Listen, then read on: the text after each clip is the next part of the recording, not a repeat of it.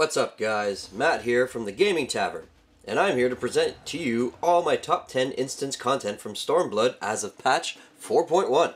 What that means is for the purpose of this list that everything from the dungeons to the raids to the assorted trials will be considered. The only things I've exempted are the extreme versions of the primals as well as the current savage content, so, Deltascapes and Ultimate Bahamut / Coil. Who knows though?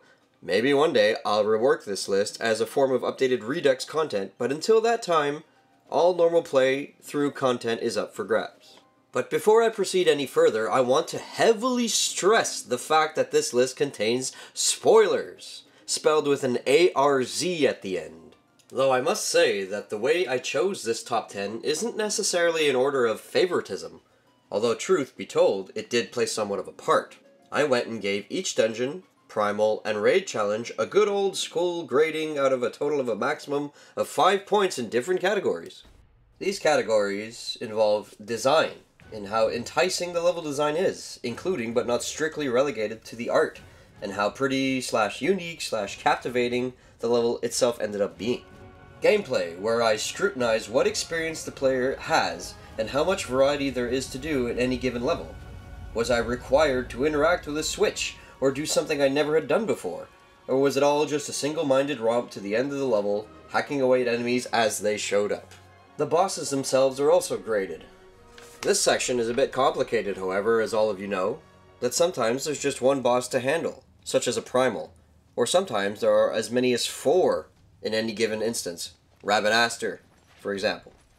What I've done here is basically use mathematics to make all scores add up to the same. One boss encounter will get a full rating out of the potential 5 points that they are allocated, while sequences that feature multiple bosses will have each boss receive a rating that adds up to make that same potential maximum of 5. Basically, I'm taking the average. Does that make sense? With that out of the way, bosses are graded based on their difficulty, quality, variety, uniqueness, fun factor, and overall presentation. In case you hadn't concluded, the bosses themselves play a big part in the general grading of any given level. Next up is a staple of the Final Fantasy franchise, the music itself. Not much to explain here. Was the music enticing to me as a listener? This entire list is subjective because, hey, opinions are like assholes. But this section is intended to analyze if the music was befitting of the level, if it drew me in, and entranced me enough to keep me interested enough to get to the end. That being said, those of you who played this game muted, I cry when angels deserve to die, man. And finally, where my personal attachment to the level actually matters, and where I can showcase my favoritism, is the feel section, which is a basic value straight up of how I actually ended up enjoying the level myself. It could have the worst design, gameplay, music, and bosses, and I still wouldn't care. If I liked the damn thing, this section would be getting a maximum 100% score. Once it's all said and done, all these scores are added up and the level receives a grade out of a maximum of 25 points. No one section is worth more than the other, so just because I may have liked a level better than the sum of its parts does not necessarily mean it will be in first place at the top of this list. I tried to be quite fair in my grading of each of the nominees. With that said, I was fairly strict when it came to the grading, and only 4 of the top 10 got over 20 points out of 25, with none getting a perfect score. Oh, I nearly forgot. In the event that there is a tie when it comes to the grading, only then am I allowed to pick the placement of the entries. But then, and only then. Finally, before getting started, I just want to say that I don't personally consider any of the content in Final Fantasy XIV Stormblood bad by any stretch of the imagination. There are, in my opinion of course, pieces of content that are far weaker than the others, but that doesn't mean I don't always have fun playing this title. This game is one of my favorites of all time, and I have been a staunch follower of these Eorzean tales since 1.0, way back in 2010. Please don't forget that this is my list, and therefore, it's subjective. And also my opinion. You are more than allowed to comment on your own favorite sequences in the comment section. Please, I seriously encourage the discussion. So no hate-mongering. Please and thank you. There. Now that I've got the exhausting introduction out of the way, grab your favorite beverage of choice, and let's get this bad boy started. Number 10! Kicking off the list is Deltascapes V2.0's Catastrophe, who just happens to be some kind of beholder straight out of Dungeons and Dragons. Oh wait, no, that isn't true, because this thing is actually from Final Fantasy V. Although the actual layout of the round arena isn't all that much to write home about, I did like the fact that it looks like this thing has already gone to bat against a bunch of other warriors before you came along, as evidenced by the wreckage littering the ground everywhere around it. It looks as if somebody broke a beer bottle over its head and tried to bring a knife to Catastrophe's gunfight. And by gun, I mean its many varied attacks that can nail anybody not paying attention very quickly. That's right, folks. This is a guy who takes your name to bat if you're not giving 125% of your undivided attention. What instantly grabbed my attention about this guy is that you end up doing the encounter over 2 planes, on the ground and floating above it. Depending on what attack Catastrophe chooses to do, you must either be on the ground or in midair to avoid the attack, or mitigate it accordingly. He has attacks that hit only the ground, such as Earthquake and Ethereal Rift, where the ground goes dark and literally quicksands you to frickin' death. So when he uses these, make sure you use the command to float.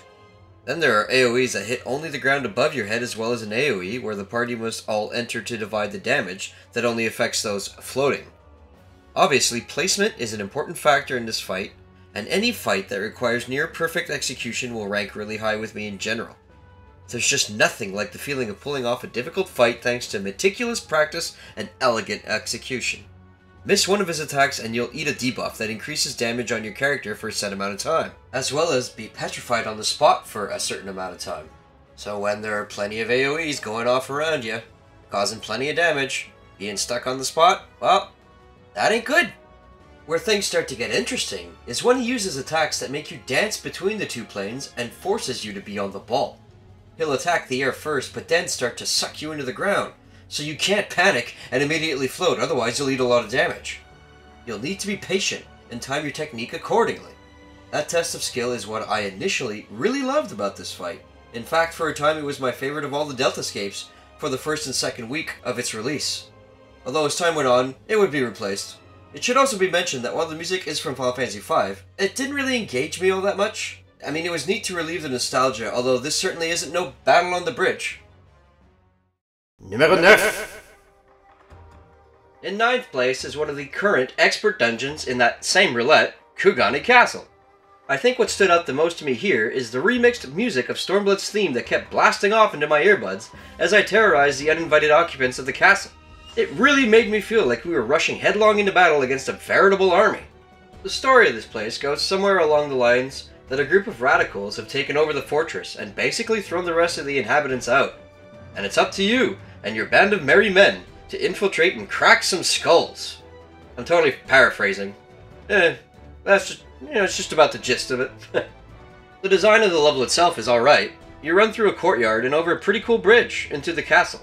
Nothing to write home about, but it's pretty enough so that I don't go ahead and detract too much from the experience. Each section of the dungeon has something exclusive to it that keeps things fresh. I was a big fan of the ninjas coming out of the water that the tank needs to quickly round up before they destroy the healer through vicarious aggro in the courtyard area.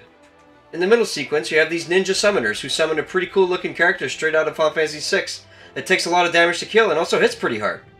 It's fun to see how the party approaches one sequence where 3 summoners begin to call all at the same time. I've only managed to kill all 3 at once with the help of a limit break. Later on, you start getting bombs that will blow up if you don't terminate them with due diligence as well, which keeps the spice up a tad. Last but not least, let's cover the bosses. Sadly, the first 2 aren't anything too crazy to write home about. The first one is like a Samurai Power Ranger Megazord, who summons those same bombs I mentioned later on in the level. Neat foreshadowing in the design, by the way. And whoever is tagged by one needs to drag them away so that when they do blow up, their explosion radius doesn't damage or wipe the party too hard, or at all.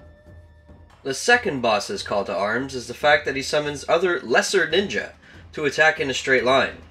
Neat visual effect on flipping the floor tiles and sending poor fools stuck in the AoE flying, by the way.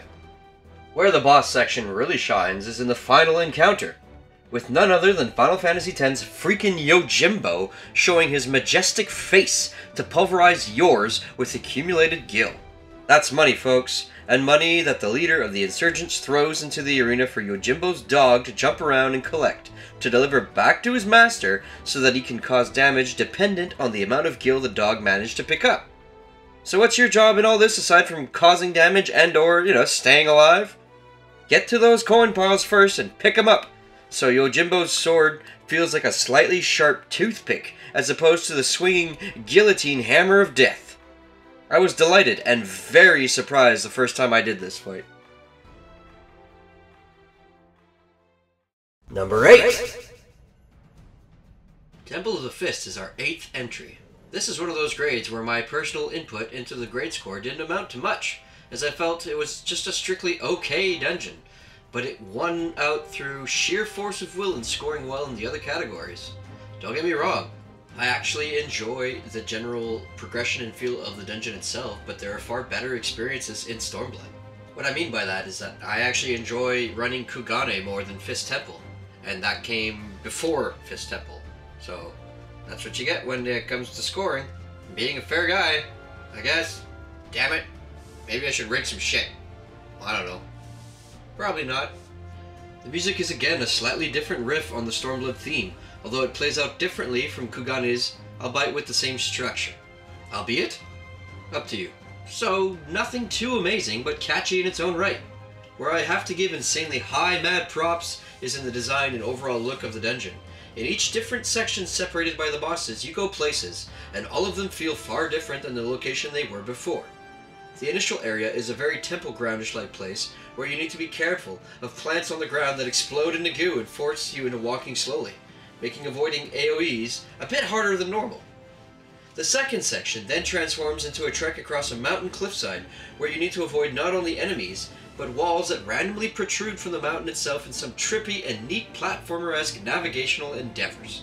That section really impressed me, by the way, giving me vibes of Dark Souls, where you'd explore a treacherous landscape where anything and everything is trying to kill you. The situation then gets creepier in the final act by allowing you to enter a temple occupied by the ephemeral and supernatural, culminating in encounters with those who have passed on but whose spirits were closely tied to the teachings of the temple itself. And gigantic ghost cats, because why the hell not? All of them attacking you while you need to maneuver around ghost grenade explosions. No problem, right? The bosses were above average, each of them requiring some form thought process. The first is a gigantic coral that not only has gigantic range in his AoE attacks, but also summons his bestest hombre to come and help him mess you up a little ways through the fight. So now not only do you have to deal with 2 long-range AoE utilizing crazy-ass panthers, but one will actually buff himself up should your party kill the other one just a bit too fast. Efficient damage balancing between the two is the name of the game here. The second boss is easily the most confusing, and I suppose to some that would make him the most difficult? He attacks using terms that you would hear on boats. If he's about to use port and starboard, don't be on his left or right, otherwise you'll be sent flying, eat a lot of damage, and they get a stacking debuff that makes all subsequent inflicted damage hurt even more. The same can be said for north and south directions in aft and fore. I know that was confusing. Just work with me here, please. He has an attack similar to the one that Ravana Extreme uses, where shields will appear all around his body except for a certain direction. So attacking him anywhere but that side will make him counterattack and inflict the house of pain on your foolish posterior. What I like about bosses from this point in the game is that they introduce new mechanics along with the old, as he reuses an attack from the anti-tower, where you need to go into certain sigils depending on whether or not you have a sun or a moon token over your character. That, as well as a move called Tapas, where AoEs will appear beneath your feet and you are forced to keep moving. But as he does this, he also charges one of those port starboard or fore aft attacks, so you need to really be quick on your laurels, or else you're going to get caught in that attack and eat some chocolate bars of anguish. Finally, you have the pissed off shaman monk Poltergeist from hell.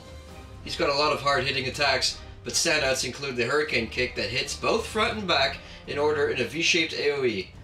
An attack called Touch of Slaughter that I'm a fan of using Clemency to heal the victim the second the attack hits them, as I am a paladin. And then he will summon ghost dragon heads to float in a straight line similar to the dude from the vault. Simply stand in the right area and continue to pummel away at this monk. Again, where it gets interesting is when he begins to mix AoEs together, such as avoiding those dragon heads and also trying to get you to all run together in one of those stand-in AoEs. He's a right devious little bastard, this one is.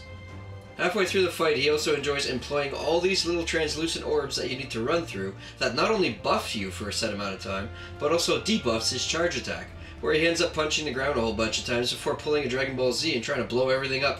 As a paladin, it's fun to employ your group shield here and have everyone stand behind you as you protect them, but it's not strictly necessary. Still, 15% damage reduction is 15% damage reduction, right? Also, anyone else feel like the final boss looks like a roided out Tella from Final Fantasy IV? I'll kill you all, you damn spoony bards! Numéro 7.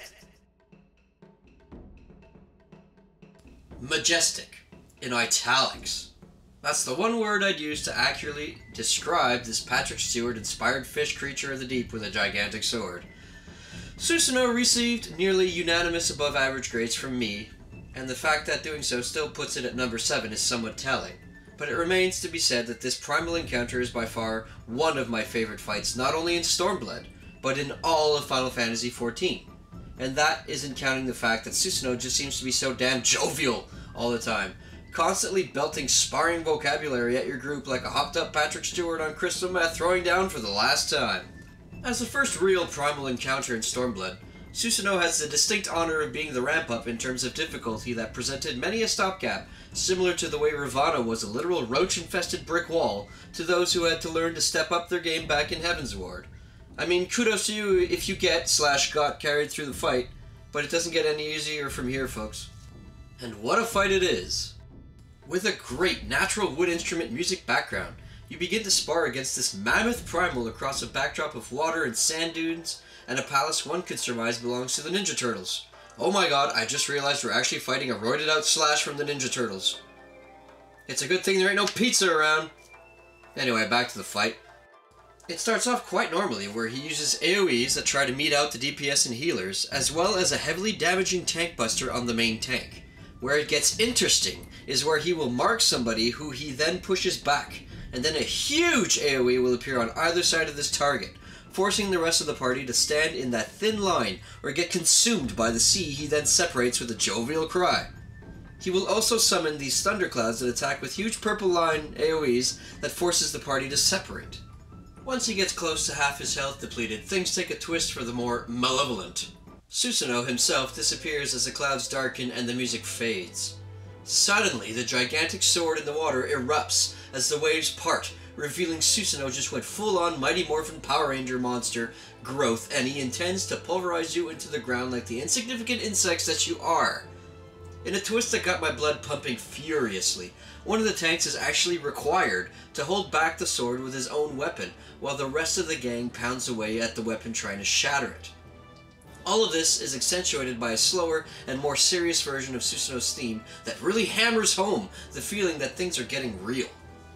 Oh, is that what I said about the second phase? I was wrong. Phase 3 is where the fecal matter hits the wall. With one huge final swing of the sword, everything goes white and the music becomes even more dire, if such a thing could even be possible. Out comes normal-sized Susanoo, who is already fairly large, and he throws off his dueling gloves. Things are coming to a head, and they will be fought to the death. The fight now expects you to take what you learned from Phase 1 and throws them at you much faster, and often one right after the other. He also now has a new move where he will take a healer and encase them in a solid stone rock, and then play Magic Cup, flipping them around a set amount of times before you need to pound away at the one you think is the right rock, or else the healer either dies or suffers a huge amount of damage by the end of the gauge fill. The rain coming down amidst the storm was a really neat little touch that goes a long way as well. Finally, should you win, he congratulates you and promptly dies. What a dapper gentleman. Number 6. The ultimate antagonist of the 5th game in this Final Fantasy series. You face him in the final Deltascape for the right to continue Omega's fighter tournament. Or exist, but that is neither here nor there. In general, this is in many ways the most difficult battle you'll have in the Deltascape raids, but the sheer mechanics make it a ballroom waltz well worth memorizing because the feeling you get when you execute all the different sequences without messing up is well worth the practice. The music is a bit below average, but that's my opinion, as in general the soundtrack to FF5 is just not one of my more favorites, although it does have its share of classics. To put things in perspective, I was not acutely aware of the change from the theme of the other Deltascapes to this final boss music. As a guy who heavily adores music in video games, I put this fact under scrutiny as I regraded Xdeath, but ultimately found that all that happened was that Xdeath was now tied with the next entry, and as I already stated in the event of a tie, I get to choose my preferred entry as the higher placement. The arena itself is a normal circle-sized arena made for these battle-type showdowns, but the floating debris in the background livens up the peripheral a little. It may not be the case, but I always wondered if it was a castle that you could find floating in the distance when you fight Altaroit, the boss from V1.0 Deltascape. So, hooray for continuity? That isn't to take anything away from this fight, which is fun, and again requires some degree of memorization. What it essentially boils down to is that Exdeath has command over the three main Black Mage spells, Blizzard, Fire, and Thunder. When cast normally, they are basically AoEs that must be avoided except for Thunder, which casts a stacking debuff on the main tank and must be tank swapped at 2. Interestingly enough, you can nullify this altogether if a Paladin covers the main tank. Although if Exdeath raises his arm and begins to consume dark energy, these spells suddenly act differently and must be managed accordingly. Blizzard requires that your character does not stop moving during the spell execution, or you will become frozen in place. Fire requires that you don't move whatsoever for a couple of seconds. Thunder will damage everyone within a set radius around Exdeath, including the main tank. Failing any of these damages you and adds a stacking debuff where damage dealt to you is increased.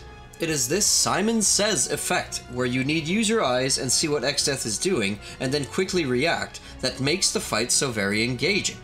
That's not even the entire fight either. Halfway through, Exdeath will knock aside the barriers preventing your party from falling, and will then constantly try to knock you off if you aren't paying attention. He will also transform into a tree, which is a great call out to his final form in the 5th game, and cover the entire area in an AoE that is meant to be his sweeping roots. You have to then run behind his tree form before he hawks up a poison debuff Loogie on your character. After that, he will summon black holes that function as landmines, so don't step in them. He also casts Holy and Flare, which uses the exact same spell animation from Final Fantasy V as well, which I found swank the first time I noticed it. It's that kind of attention to detail that floors me about this game. Holy is simply a normal everybody run into this AoE so damage is divided attack, while Flare requires that the marked targets scatter away from one another, as well as the rest of the party, as the damage dealt is reliant on proximity.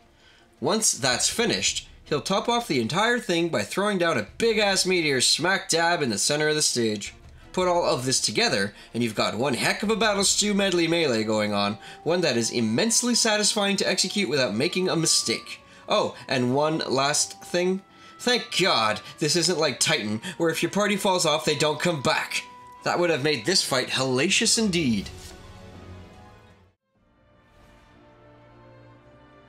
That's it for numbers 10 to 6. If I made the video any longer, it could have easily lasted quite a while.